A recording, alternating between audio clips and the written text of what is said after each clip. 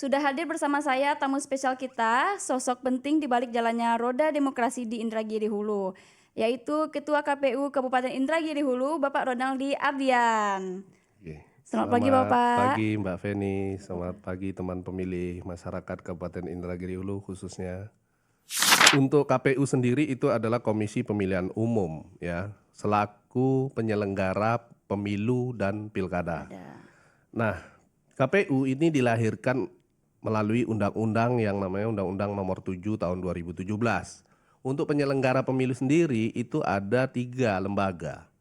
Selain KPU ada Bawaslu dan ada DKPP. Sesuai dengan PKPU nomor 1 tahun 2025 tentang data pemilih berkelanjutan itu, kita diminta untuk berkoordinasi dengan Disdukcapil ya. Dinas Kependudukan dan Catatan Sipil yang ada di daerah masing-masing. Karena apa? Data pemilih yang kita kelola sekarang ini itu turunannya dari data DP4 yang diberikan oleh Kemendagri pusat. Jadi kita berhubungan dengan Dinas Pendudukan Catatan Sipil. Nah, permasalahan itu pasti ada di setiap tahapan, tapi tinggal kita yang menyikapi dan menghadapi permasalahan itu bagaimana. Alhamdulillah seluruh tahapan, khususnya di tahapan pilkada terakhir kemarin, di pemilu 2024, walaupun kita sampai ke MK juga di 2024, ada PSU juga di pemilu 2024, tapi di pilkada 2024 yang lalu, alhamdulillah semua berjalan aman, lancar dan tertib. Sukses.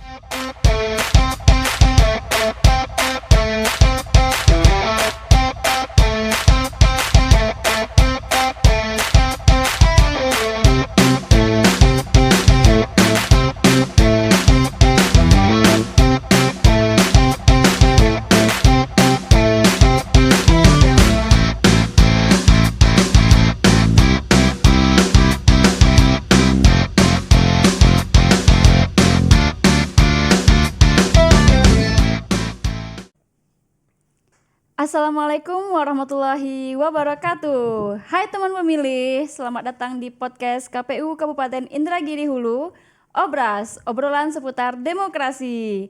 Perkenalkan saya Femi sebagai host yang akan menemani teman pemilih dalam beberapa waktu ke depan. Teman pemilih, episode pada hari ini adalah episode yang sangat spesial karena ini adalah episode perdana dari podcast KPU Kabupaten Indragiri Hulu. Nah, untuk itu topik kita pada hari ini juga harus sangat spesial ya. Karena seperti kata pepatah, tak kenal maka tak sayang. Nah, untuk itu pada episode perdana ini kita akan mengenal lebih dekat tentang KPU Kabupaten Indragiri Hulu. Sudah hadir bersama saya tamu spesial kita, sosok penting di balik jalannya roda demokrasi di Indragiri Hulu, yaitu Ketua KPU Kabupaten Indragiri Hulu, Bapak Ronaldi Ardian. Selamat pagi, Bapak. Selamat pagi Mbak Feni, selamat pagi teman pemilih masyarakat Kabupaten Indragiri Hulu khususnya. Gimana nih kabarnya Pak Ketua? Alhamdulillah kabar saya baik, sehat. Alhamdulillah Mbak Femi. Mbak Femi gimana kabarnya? Alhamdulillah baik juga Bapak. Bapak hari ini kegiatannya apa aja? Pada hari ini kegiatan kita di KPU Kabupaten Indragiri Hulu alhamdulillah masih berjalan seperti biasa. Kegiatan rutinitas pekerjaan sehari-hari yang kita lakukan, baik itu melaksanakan tugas-tugas yang belum terselesaikan, juga ada juga tugas non tahapan yang akan kita laksanakan pada menjelang tahapan pemilu yang akan datang. Itu Mbak Femi. Pak Ketua, ini masyarakat Indragiri Hulu pastinya apalagi yang sering lewat di depan kantor KPU Kabupaten Indragiri Hulu, pastinya sering nih melihat poster besar di depan kantor kita ya Pak ya. Itu ada 6 orang nih. Di situ di poster tersebut. Boleh dong Pak perkenalkan siapa aja sih itu Pak, dan juga apa aja sih bagian-bagiannya Pak? Baik, terima kasih Mbak Femi. Untuk struktur ya, itu namanya struktur organisasi atau lembaga KPU Kabupaten Indragiri Hulu. Itu ada terdiri dari 6 orang, di mana dipimpin oleh 5 komisioner KPU, anggota KPU Kabupaten Indragiri Hulu, dan 1 sekretaris KPU Kabupaten Indragiri Hulu yang sebagai pejabat pembina kepegawaian. Nah, perlu saya perkenalkan satu persatu untuk Komisioner KPU Kabupaten Indragiri Hulu, yaitu yang pertama saya sendiri selaku Ketua merangkap anggota KPU Kabupaten Indragiri Hulu. Saya dipercaya oleh teman-teman untuk menjadi Ketua KPU Kabupaten Indragiri Hulu periode 2024-2029. Nah, saya juga dipercaya oleh kawan-kawan karena ketua itu langsung melekat kepada divisi keuangan umum dan logistik. Oh iya. Jadi Cool ya, Pak, saya ya. membidangi divisi keuangan umum logistik, KUL singkatannya ya. Iya. Nah, selanjutnya saya juga didampingi oleh teman-teman divisi lain. Yang pertama itu ada Pak Fitra Rofi yang membidangi divisi teknis penyelenggaraan. Oke. Nah, teknis penyelenggaraan itu tugasnya paling tidak secara garis besar ya mulai dari pencalonan partai politik, nanti pendaftaran partai politik dan terkait pendaftaran calon itu ada dinaungi oleh divisi teknis, termasuk juga pemungutan dan penghitungan suara nantinya. Nah, selanjutnya ada yang ketiga yaitu Pak Mulya Santoni. Nah, ini Pak Mulya Santoni ini divisinya paling panjang di KPU ya. Panjang. Beliau membidangi divisi kalau disingkat itu Sosdikli, Parmas dan SDM. Wah, apa tuh, Tetapi singkatannya yaitu sosialisasi, pendidikan pemilih dan partisipasi masyarakat serta sumber daya manusia. Oke, Ya. panjang ya. Panjang. Untuk divisi Sosdikli, Parmas dan SDM ini tugasnya juga banyak. Beliau mulai dari mensosialisasikan seluruh tahapan pemilu dan pilkada serentak maupun juga melaksanakan pendidikan pemilih kepada teman-teman pemilih nih. Terhadap memberi edukasi tentang kepemiluan serta demokrasi yang ada di negara kita ini, tentang kepemiluan serta jalannya tahapan pemilu dan pilkada. Nah, selanjutnya juga harus punya target untuk meningkatkan partisipasi pemilih di setiap pemilu ataupun pilkada. Jadi tugasnya tapi tidak sendirian, tetap kita bersama-sama seluruh divisi karena kita bersifat kolektif kolegial ya untuk melaksanakan seluruh tahapan pemilu dan pilkada. Nah, kemudian untuk pembentukan kawan-kawan badan ad hoc, merekrut PPK, PPS, KPPS sampai ke bawah itu tugasnya juga ada di bawah koordinator divisi SDM. Divisi Sosdikli, Parmas dan SDM ini. Makanya agak panjang divisinya. Nah, sebenarnya juga hampir sama dengan divisi-divisi lain seperti tadi saya divisi keuangan umum logistik. Jadi terkait masalah keuangan umum, surat menyurat kearsipan dan data arsip yang ada di KPU itu juga di bawah naungan umum dan logistik, pengelolaan logistik ya itu juga. Nah, kemudian yang keempat ada Pak Mulyanto. Ya, Pak Mulyanto ini selaku yang membidangi divisi Rendatin kalau singkatannya. Rendatin itu apa? Perencanaan data dan informasi. Nah, apa tugasnya secara garis besar? Tugas Rendatin ini adalah memutakhirkan data pemilih ya dan menyusun data pemilih setiap tahapan pemilu dan pilkada. Agar apa? Data pemilih ini bisa akurat dan seluruh masyarakat khususnya di Kabupaten Indragiri Hulu yang sudah memenuhi syarat sebagai pemilih itu masuk dalam DPT namanya, daftar pemilih tetap ya. Nah, mudah-mudahan selain itu juga divisi Rendatin ini tidak hanya mengelola data saja, termasuk perencanaan program tahapan itu juga ada di divisi ini ya, yang merencanakan program tahapan dan termasuk perencanaan keuangan juga ada di divisi Mulai dari Rendatin anggarannya ini. ya, Pak, ya? Itu juga ada di perencanaan. Namanya juga Rendatin, perencanaan data dan informasi. Termasuk informasi-informasi yang sifatnya terkait data itu juga bisa melalui divisi Rendatin ini. Nah, selanjutnya yang terakhir yang kelima anggotanya KPU Kabupaten Indragiri Hulu itu ada Pak Azhari Ridwan. Beliau membidangi divisi hukum dan pengawasan. Hukum dan pengawasan ya. Nah, ini sebagai ujung tombak juga dan divisi yang kalau tagline-nya itu adalah selimutnya KPU. Selimutnya KPU. Kenapa menyelimuti KPU? Segala bentuk permasalahan hukum itu divisi hukum yang menyelesaikan seluruhnya. Seluruh tahapan yang ada nanti permasalahan hukum, baik itu permasalahan hukum di Bawaslu, di Mahkamah Konstitusi, di pengadilan, baik itu petun ya, itu dari divisi hukum yang akan melaksanakan job description-nya. Nah, kemudian divisi hukum ini tidak hanya melaksanakan permasalahan-permasalahan hukum saja, tidak hanya menyelesaikan itu saja, tetapi juga melakukan pengawasan internal. Karena ada hukum dan pengawasan. Apa yang dilakukan dalam pengawasan internal? Ya, divisi hukum bisa untuk sebagai mengawasi seluruh divisi yang ada di KPU dan termasuk sekretariat dalam melaksanakan tugas dan tanggung jawabnya.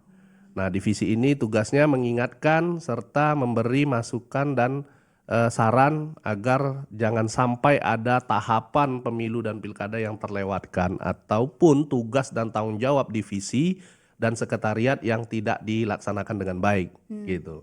Nah, termasuk juga melakukan pengawasan internal kepada jajaran ad hoc ke bawah. Nanti di tahapan jika ada badan ad hoc, PPK, PPS, KPPS dan PTPS serta Pantarlih itu di bawah naungan divisi hukum dan pengawasan juga mengawasi perilaku kawan-kawan ya, kinerja dan perilaku kawan-kawan jika mereka ada agar tidak terjadi adanya pelanggaran kode etik di badan ad hoc gitu ya Mbak Femi.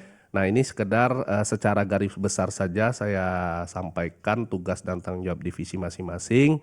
Sebenarnya tugas dan tanggung jawab divisi itu ada diatur di dalam PKPU 8 tahun 2019 yang sudah beberapa kali diubah dalam PKPU. Masyarakat juga sudah memahami itu dan pada intinya seluruh divisi itu bekerja secara kolektif kolegial. Jadi tidak ada kerja masing-masing divisi dan tidak kerja secara individual karena kita teamwork ya. Semuanya harus saling mendukung dan mensupport. Termasuk sama sekretariatnya ya Pak ya? Termasuk sekretariat. Nah, yang terakhir itu ada Pak Sekretaris KPU Kabupaten Indragiri Hulu. Nah, sekretaris ini apa tugasnya? Ya, melaksanakan seluruh tahapan pemilu dan pilkada yang telah dirancang oleh KPU ya. Dari sisi administrasinya dan pertanggungjawaban ini juga mengawasi selaku pembina kepegawaian dari kawan-kawan staf sekretariat yang ada di KPU. Termasuk para kasubag ya yang ada di KPU Kabupaten Indragiri Hulu. Itu mungkin secara garis besar perkenalan untuk struktur organisasi KPU Kabupaten Indragiri Hulu, Mbak Femi. Gitu ya teman-teman ya. Jadi udah tahulah siapa aja sih orang-orangnya yang ada di yang fotonya ada di depan kantor KPU ya teman-teman ya. Pak Ketua, banyak nih masyarakat yang mengenal KPU hanya pada saat pemilu saja. Boleh dong Pak berbagi informasi sebenarnya apa itu KPU dan apa aja sih tugas utama dari KPU khususnya KPU Kabupaten Indragiri Hulu. Baik, untuk masyarakat dan teman pemilih khususnya di Kabupaten Indragiri Hulu, untuk KPU sendiri itu adalah Komisi Pemilihan Umum ya, selaku penyelenggara pemilu dan pilkada. Nah, KPU ini dilahirkan melalui undang-undang yang namanya Undang-Undang Nomor 7 Tahun 2017. Untuk penyelenggara pemilu sendiri itu ada 3 lembaga. Selain KPU ada Bawaslu dan ada DKPP. Bawaslu itu mengawasi seluruh tahapan yang dijalankan oleh KPU dan termasuk mengawasi seluruh tahapan pemilu yang diatur dalam undang-undang. Nah, DKPP ini adalah lembaga Dewan Kehormatan Penyelenggara Pemilu. Menjaga kode perilaku dan kode etik penyelenggara pemilu baik KPU maupun Bawaslu dan termasuk DKPP juga. Jadi seluruh lembaga ini adalah lembaga penyelenggara pemilu yang dilahirkan melalui Undang-Undang 7 tahun 2017 tentang pemilu ya. Nah, selanjutnya untuk tugas pokok KPU sendiri, kalau untuk KPU pusat itu ada 3 tugas pokoknya yang pertama merencanakan tahapan jadwal pemilu. Dan yang kedua yaitu menjalankan seluruh tahapan pemilu dan pilkada. Dan terakhir mengumumkan hasil pemilu. Ya. Nah, untuk di sela-sela tahapan itu juga, itu adalah tahapan pokok ya. Kalau untuk KPU Provinsi, KPU Kabupaten, KPU Pusat Republik Indonesia itu selaku regulator. Ya. Regulator yang penyusun kebijakan serta peraturan tentang kepemiluan yang namanya PKPU. Nah, dan pengambil kebijakan dan keputusan. Serta untuk KPU Provinsi itu adalah supervisor. Ya, supervisor. Mereka membantu KPU Republik Indonesia untuk membantu monitoring dan mengawasi KPU kabupaten kota di wilayahnya masing-masing. Ya, untuk menjalankan tahapan pemilu. Dan selain itu juga KPU Provinsi punya tugas untuk menjalankan tahapan pemilu juga dan pilkada seperti pilkada pemilihan kepala daerah, gubernur dan wakil gubernur gitu ya. Selanjutnya untuk KPU Kabupaten itu selaku eksekutor ya, pelaksananya yang dibawa. Nah, banyak tugas KPU Kabupaten Kota yang harus dilaksanakan dalam tahapan pemilu dan pilkada ya. Karena seluruh tahapan harus dijalankan dengan baik dan sesuai dengan jadwal yang telah ditentukan oleh peraturan KPU. Nah, selanjutnya juga nanti di tahapan tugas pokok KPU Kabupaten Kota itu juga ada mulai dari menyusun perencanaan program ya, keuangan ya, Pak, serta menjalankan seluruh tahapan. Ya, di tahapan itu menjalankan seluruh tahapan itu adalah mulai dari pendaftaran calon partai politik serta pencalonan dan membentuk badan ad hoc dan pemutakhiran data pemilih ya, itu semua kita jalankan sampai nanti pemungutan dan penghitungan suara dan penetapan perolehan suaranya gitu sampai hasilnya selesai ya. Dan termasuk juga menjalankan jika ada residu permasalahan hukum sampai tingkat Mahkamah Konstitusi ya. Jika ada gugatan ke Mahkamah Konstitusi juga itu harus dihadapi dan harus dijalankan ya sampai keputusan mahkamah yang berkekuatan hukum tetap. Itu mungkin Mbak Femi saya menjelaskan terkait tugas pokok dan secara garis besar dan umum saja tugas mulai dari KPU Pusat, KPU Provinsi dan KPU Kabupaten Kota. Termasuk KPU Kabupaten Indragiri Hulu. Ya, menarik sekali memang ini. Lalu Pak Ketua, masyarakat masih ada nih yang belum tahu pastinya di luar masa pemilu tadi itu apa aja sih aktivitas dari KPU Kabupaten Indragiri Hulu? Karena banyak nih isu-isu yang beredar kan di masyarakat, KPU kerjanya cuma pas mau pemilu aja atau KPU kerjanya cuma 5 tahun sekali aja gitu Pak. Nah itu gimana Pak? Bener nggak sih Pak? Kalau persepsi masyarakat umum yang tidak memahami atau mengetahui tentang pekerjaan pokok KPU dan Bawaslu serta penyelenggara pemilu lainnya, bahwa beranggapan setelah pelaksanaan pemilu dan pilkada serentak selesai dianggap selesai sudah nyantai tugasnya lagi. ya. Kalau santai ya cuman tetap ada tugas dan tanggung jawab yang harus dilaksanakan. Nah, seperti supaya memberi informasi kepada masyarakat umum khususnya di Kabupaten Indragiri Hulu, tugas KPU, Bawaslu dan penyelenggara pemilu lainnya pada setelah pelaksanaan pemilu dan pilkada itu ada tugas yang namanya non tahapan ya. Seperti contohnya tetap melaksanakan sosialisasi berkelanjutan kepada teman pemilih, melakukan pendidikan pemilih kepada masyarakat baik itu kepada pemilih milenial, pemilih pemula, pemilih muda ya kan. Nah, termasuk pemilih disabilitas, pemilih marginal di suku-suku pedalaman ya kan. Nah, itu kita tetap akan agendakan dan kita rencanakan untuk melakukan sosialisasi tersebut sebelum tahapan nanti di tahapan pemilu berikutnya. Tahapan pemilu berikutnya masuk. Karena apa? Sosialisasi ini penting untuk masyarakat dan teman pemilih yang sudah memenuhi syarat sebagai pemilih. Karena apa? Mereka juga wajib tahu bahwa di berapa tahun ke depan itu akan ada pemilu kembali, Iya. ya kan? Karena pelaksanaannya 5 tahun sekali. Benar. Nah, di ke depan kita akan melakukan pemilu nasional, ya, yang kemarin sudah diputuskan oleh Mahkamah Konstitusi, itu antara pemilu nasional dan pilkada daerah dipisah. Ya, cuman kita tinggal menunggu regulasi undang-undang pemilu dan undang-undang pilkadanya ditetapkan oleh anggota DPR dan pemerintah pusat. Kita hanya mengikut apa yang menjadi regulasi yang telah ditetapkan oleh pemerintah pusat melalui DPR nantinya. Nah, selanjutnya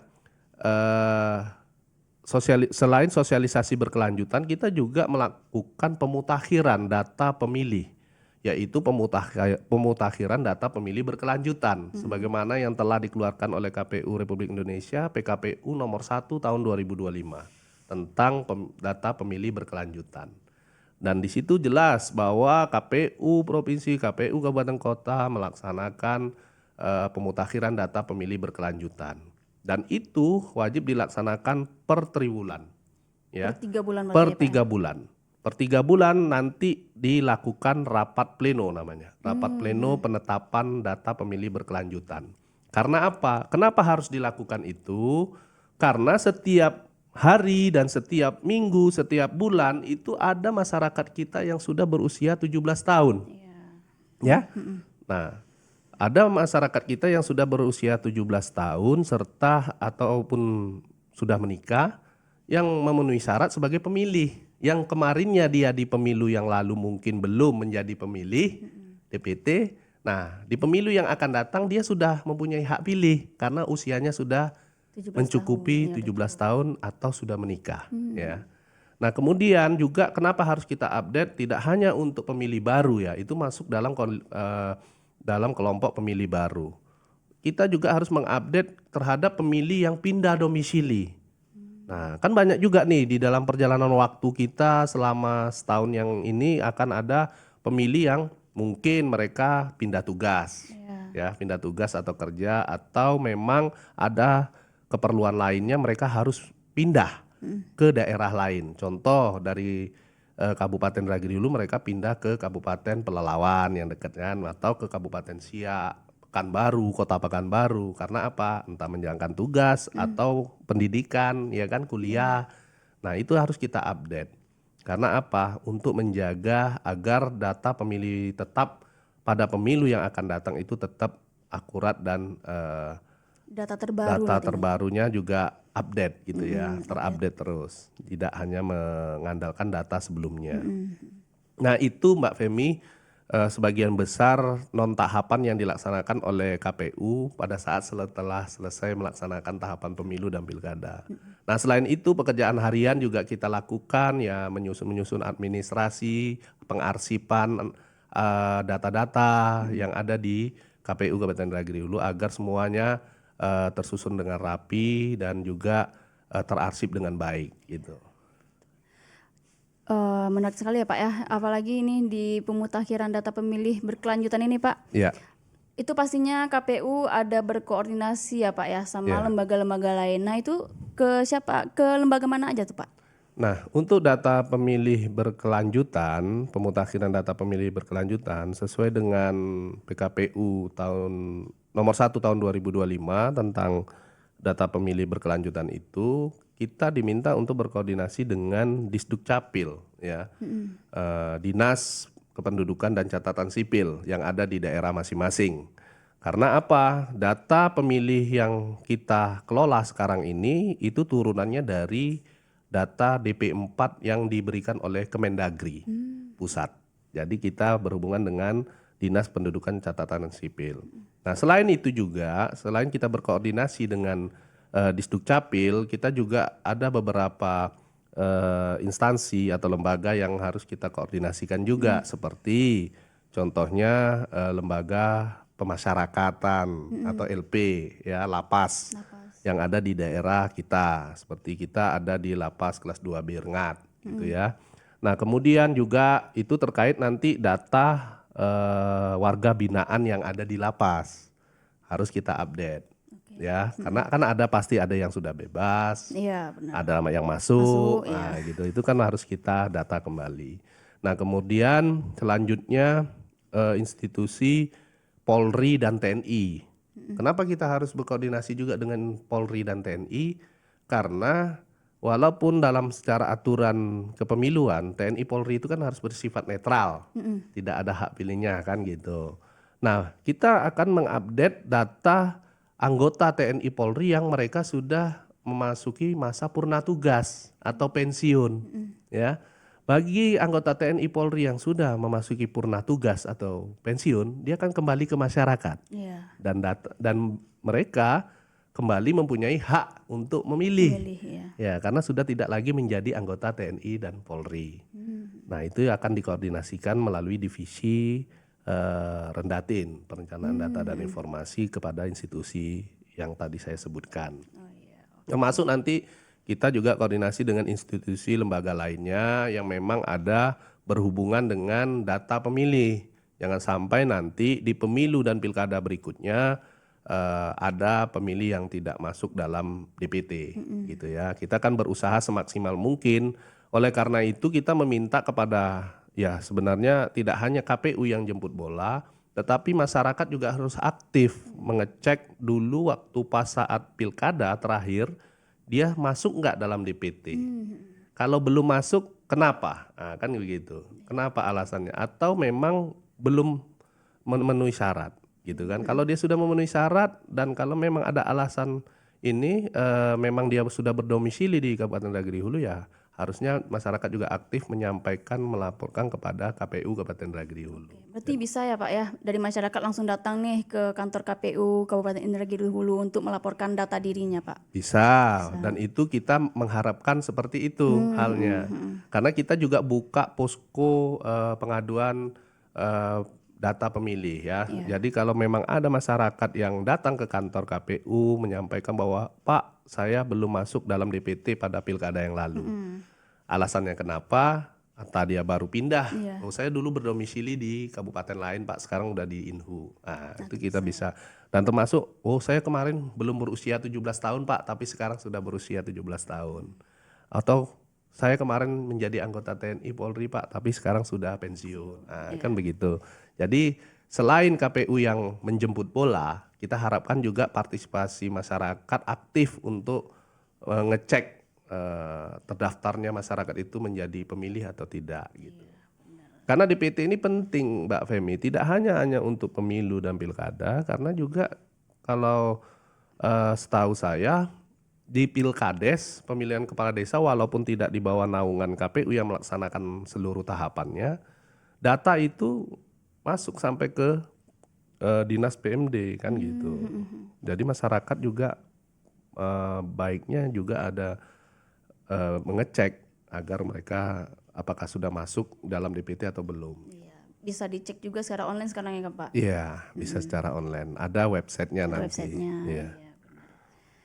Lalu Pak, kalau untuk sosialisasi tadi, itu target audiensnya siapa aja tuh biasanya Pak? Dan kemana aja?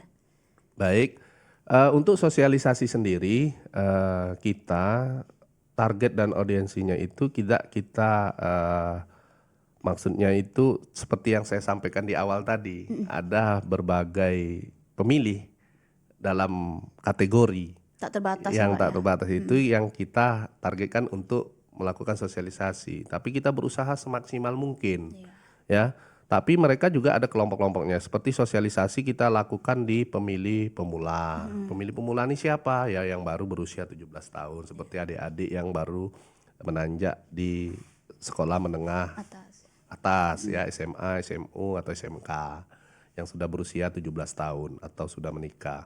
Nah, kalau untuk pemilih muda itu siapa? Mahasiswa, mahasiswi, adik-adik kita yang masih kuliah gitu kan di universitas. Nah, kemudian juga ada pemilih dalam kategori pemilih disabilitas. Ini kita juga bisa mensosialisasikan kepada pemilih disabilitas yang sudah berusia 17 tahun ini banyak juga di Indragiri Hulu ternyata ada sekolahnya. Sekolah luar biasa ya. Nah, kemudian juga ada pemilih marginal. Ini pemilih marginalnya apa? Pemilih yang berada di suku-suku pedalaman. Berarti beneran ke sana ya Pak? Oh ya benar, kita sudah membuktikan itu di tahapan pemilu dan pilkada. Bahwa KPU baik dari Provinsi Riau maupun KPU Kabupaten Indragiri Hulu itu melaksanakan sosialisasi di suku pedalaman Talang Mama namanya.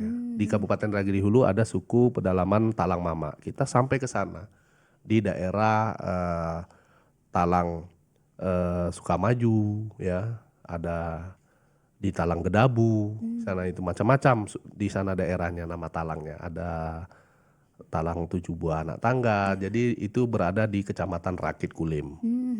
Kabupaten Indragiri Hulu. Alhamdulillah kita sudah mensosialisasikan itu sampai ke sana dan bahkan ke daerah sulit, daerah yang cukup jauh di Kabupaten Indragiri Hulu, yaitu berada di Kecamatan Batang Gangsal dan Batang Peranap.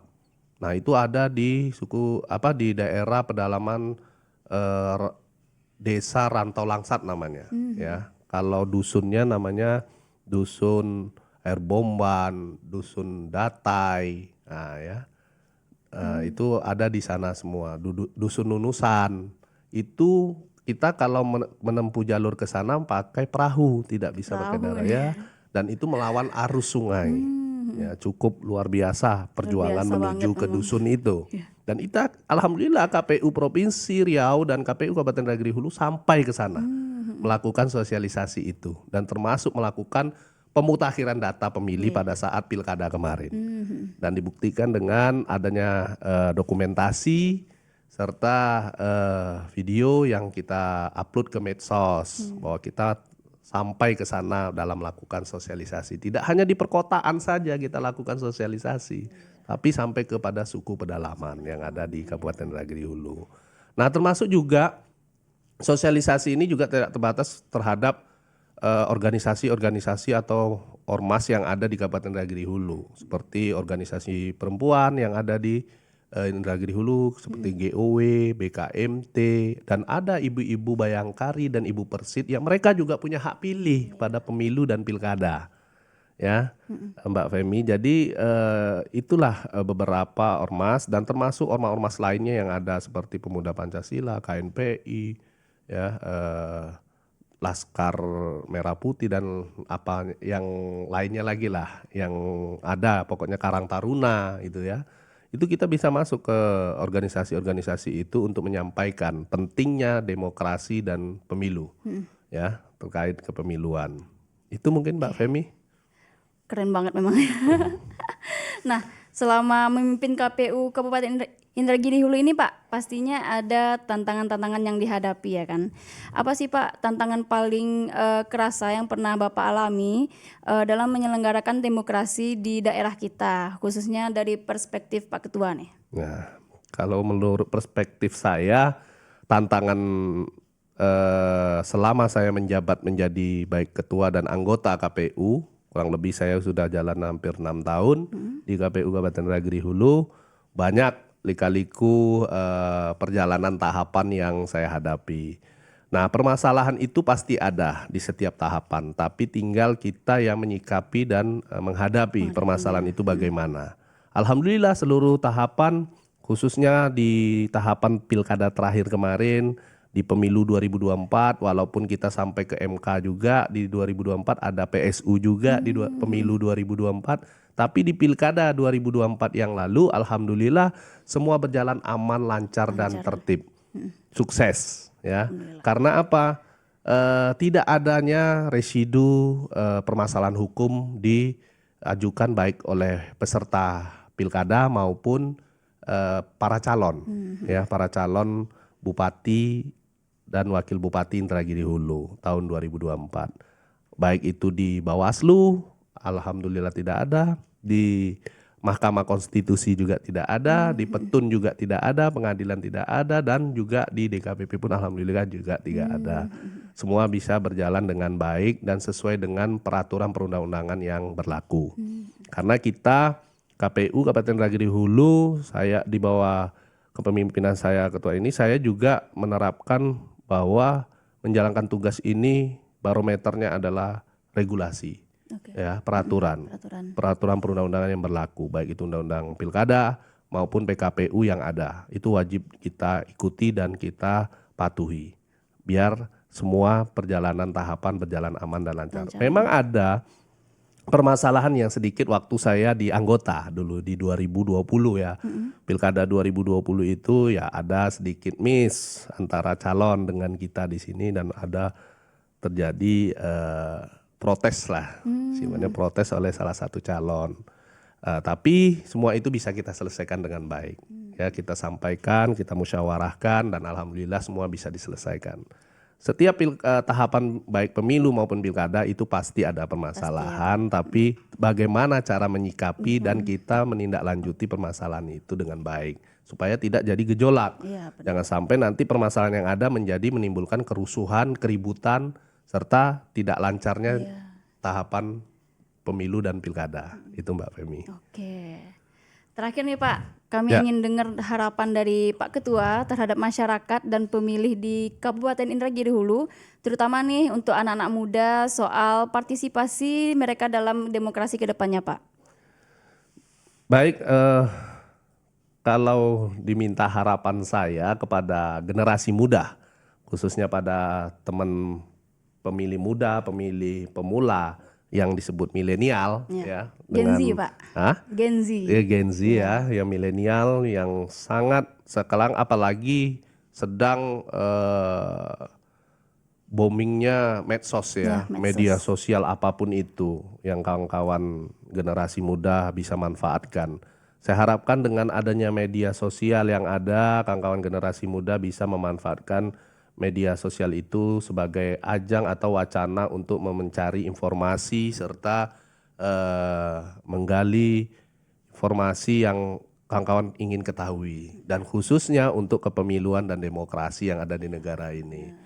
Gunakan dengan bijak dan baik medsos tersebut, jangan sampai justru dengan adanya medsos sekarang membuat generasi muda menjadi mohon maaf istilahnya tidak baik ya, ataupun berbuat ada berita hoak ataupun kriminalitas jadi tinggi kan.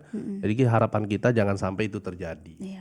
Jadikanlah itu sebagai pusat atau informasi yang bijak dalam mencari informasi-informasi yang positif serta memajukan teman-teman yang khususnya generasi muda. Dan harapan saya nanti untuk pemilu yang akan datang, pilkada yang akan datang, bagi generasi muda yang sudah memenuhi syarat sebagai pemilih, gunakan hak pilihnya. Jangan sampai golput ya, tidak menggunakan hak pilihnya karena penting untuk menentukan nasib bangsa dan negara serta daerah ya. Jika pemilihan kepala daerah itu di tangan kita masyarakat. Selagi hak pilih itu masih diserahkan kepada masyarakat. Kalau nanti hak pilihnya sudah diwakilkan oleh wakil rakyat, maka masyarakat tidak punya hak pilih kembali ya. Jadi diwakilkan oleh anggota DPR, DPRD, provinsi, DPRD kabupaten kota ya. Ya, mudah-mudahan itu tidak terjadi dan supaya demokrasi tetap menjadi milik masyarakat dan bangsa negara Indonesia. Itu Pak Femi. Oke, gitu ya teman pemilih ya. Jadi gunakanlah hak suaramu dengan sebaik-baiknya. Ya. Oke, wah, ngobrol bareng Pak Ketua ini benar-benar nambah insight ya teman pemilih. Kita jadi paham kalau demokrasi itu nggak datang tiba-tiba aja, tapi ada proses panjang yang dikawal oleh lembaga kepemiluan seperti KPU. Terima kasih banyak Pak Ketua sudah meluangkan waktu di podcast hari ini. Iya, sama-sama. Ya Pak. Buat teman pemilih yang lagi dengerin podcast ini, jangan lupa subscribe YouTube KPU Inhu dan pantengin terus ya episode-episode seru lainnya dari kami. Bisa didengerin sambil kerja, sambil rebahan, ataupun sambil menemani kegiatan teman pemilih. Saya Femi, pamit undur diri. Sampai jumpa di episode-episode selanjutnya. Bye-bye.